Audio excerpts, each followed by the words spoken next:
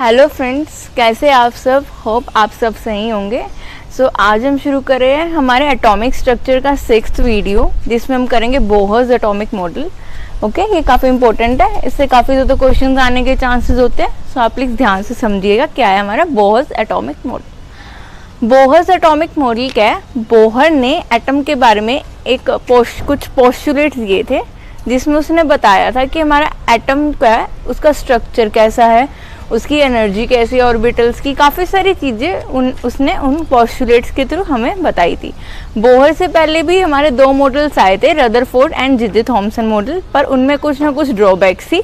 तो उसके बाद हमारा बोहर एटॉमिक मॉडल आया, जिसने इन ड्रॉबैक्स को ओवरकम किया। So let's start our Bohr's atomic model. Okay, Bohr's atomic model.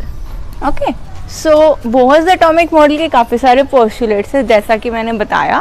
First postulate है हमारे बोहर का कि हमारे एटम के बीच में कुछ पॉजिटिवली चार्ज थिंग है। ओके, और जो हमारे इलेक्ट्रॉन्स हैं वो हमारे उसके अराउंड सर्कुलर ऑर्बिट्स में मूव करते हैं।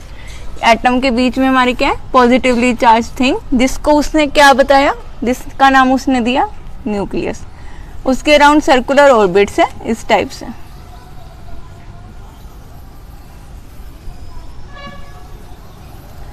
और उसके अराउंड हमारे इलेक्ट्रॉन्स जो है इन ऑर्बिट्स में इस तरह से रिवॉल्व करते हैं।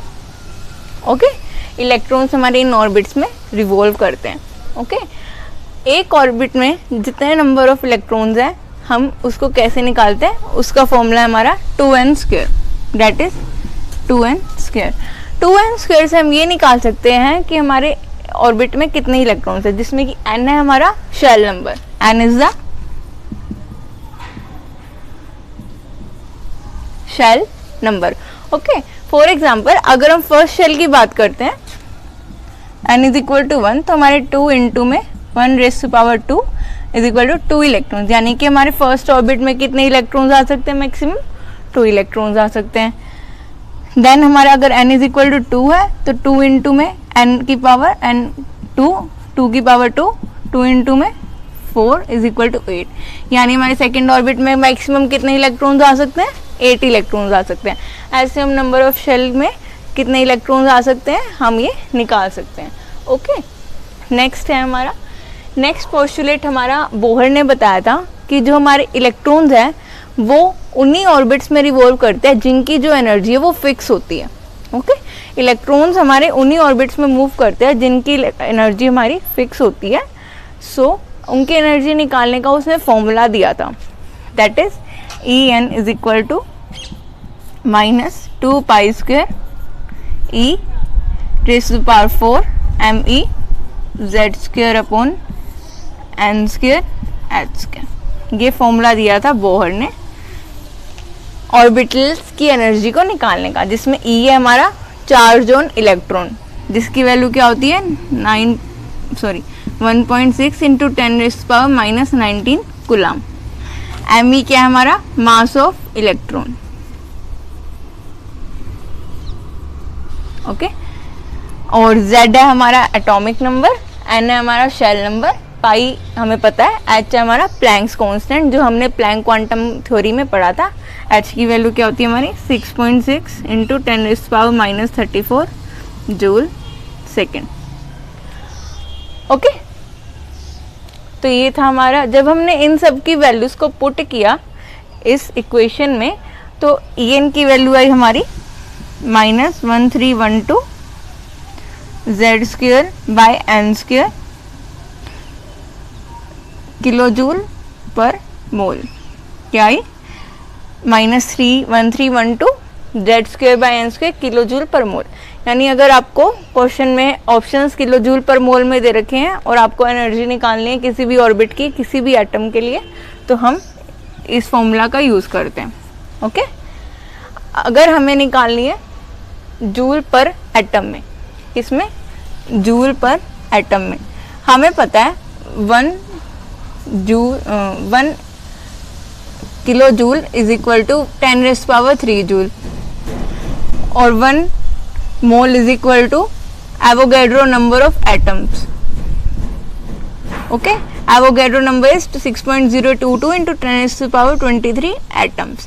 तो जब हम इन दोनों वैल्यूज को इस इक्वेशन से डिवाइड करेंगे तो हमारी एनर्जी की वैल्यू आएगी En is equal to 2.18 into 10⁻18 Z square by N square. ये क्या आया, जूल पर एटम. ओके, माइनस साइन यहाँ पर इंडिकेट करता है जो हमारी एनर्जी है वो रिलीज हो रही है. क्या इंडिकेट करता है, हमारी एनर्जी इज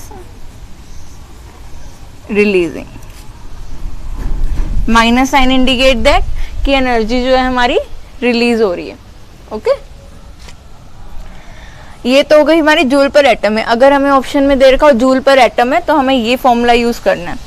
अगर हमें निकालना हो इलेक्ट्रॉन वोल्ट में, इलेक्ट्रॉन वोल्ट पर एटम, तो 1 इलेक्ट्रॉन वोल्ट किसके इक्वल होता है, 1.6 इंटू 10⁻⁻19 जूल के. 1.6 इंटू 10⁻⁻19 जूल.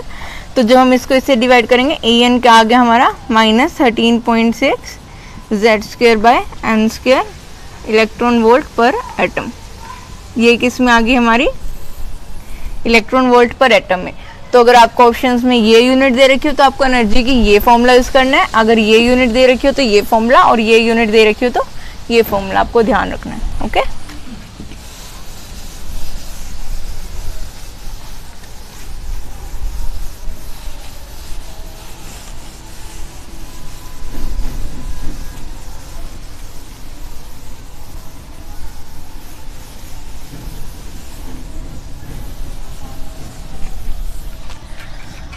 नेक्स्ट उसने बताया था अगर हमें किसी भी ऑर्बिट से एटम का रेडियस निकालना हो. फॉर एग्जांपल अगर हम बात करें, जैसे ये न्यूक्लियस है और ये सेकंड ऑर्बिट है और हमें सेकंड ऑर्बिट से ये रेडियस निकालना है n इज इक्वल टू 2 से. तो रेडियस का फॉर्मूला क्या था, r is equal to r naught into में n square by z.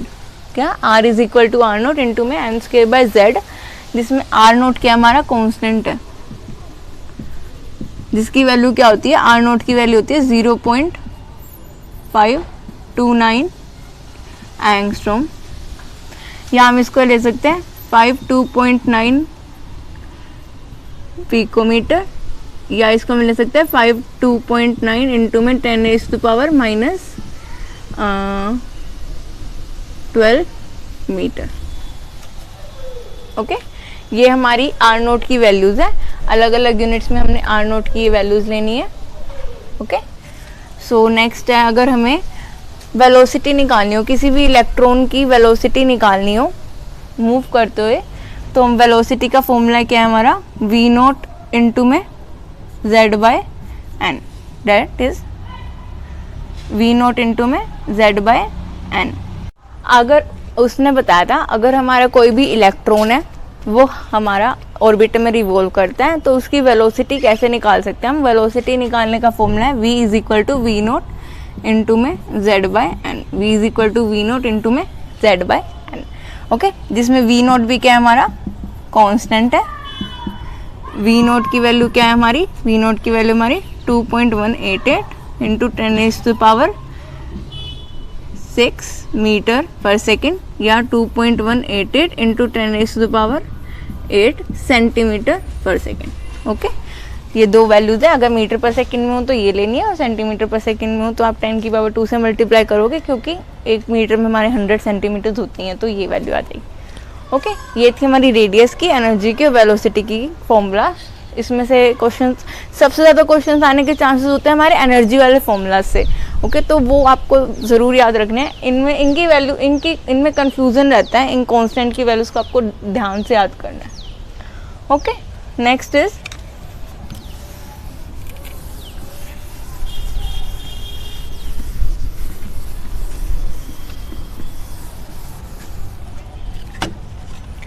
Angular momentum.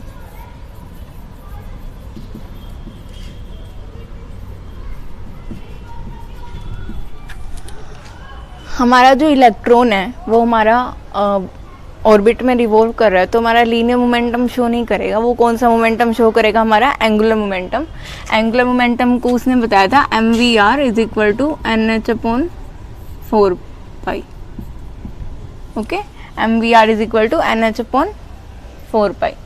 Okay, ये हमारा एंगुलर मोमेंटम का formula, mvr is equal to NH/4। Okay, so next उसने बताया था कि अगर हमारा इलेक्ट्रॉन जो है वो हायर ऑर्बिट में जाता है या फिर हायर ऑर्बिट से लोअर ऑर्बिट में आता है, तो या तो वो एनर्जी लूज़ करता है या फिर वो एनर्जी एब्जॉर्ब करता है। ओके, सो एनर्जी एब्जॉर्ब करेगा, एनर्जी लूज़ करेगा, तो हमारी एनर्जी जो है वो चेंज होगी। तो चेंज इन एनर्जी का क्या फॉर्मूला होगा, delta is equal to E2 minus में E1।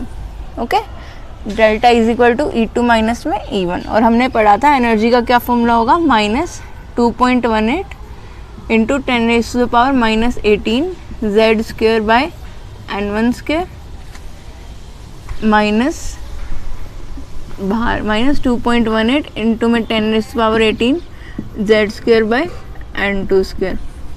ओके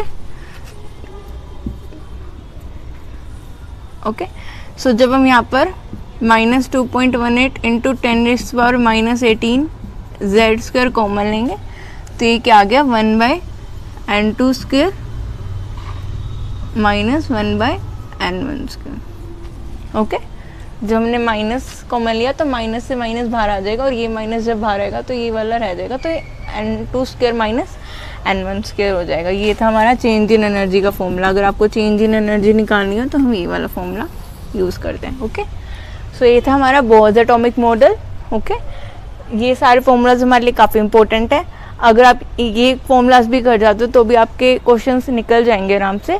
और इसके बाद हम नेक्स्ट वीडियो में हम क्वेश्चंस की प्रैक्टिस करेंगे, जिससे हमें पता चल जाए कि हमें कॉन्सेप्ट्स कहाँ लगाने हैं।